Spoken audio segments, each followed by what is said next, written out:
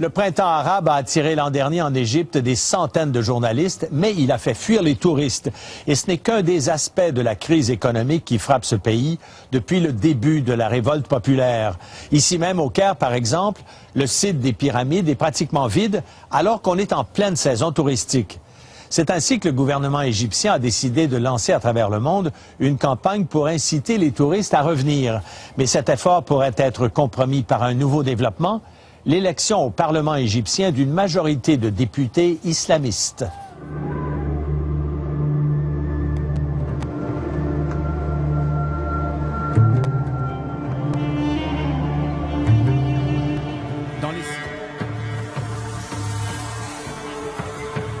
Mais il y a des groupes en Égypte qui ne semblent pas réaliser autant l'importance économique du tourisme.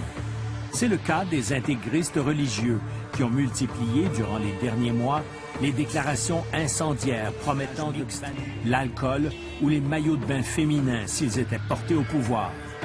La menace est devenue réelle quand les partis islamistes ont obtenu près de 70% des sièges aux dernières élections parlementaires.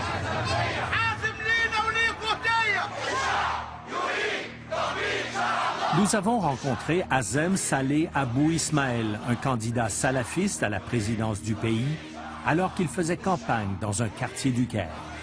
Est-ce que vous partagez cette vision-là où on interdirait l'alcool, on interdirait les plages mixtes?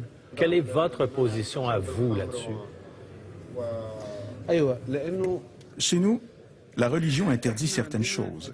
Vous savez, les Israéliens interdisent bien le jeu, parce que leur religion le prescrit.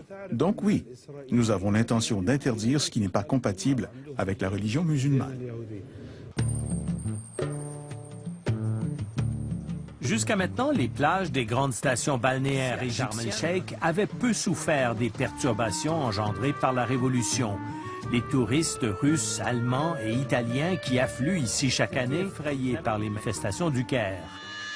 Mais si les projets des islamistes ce seraient ces plages visées.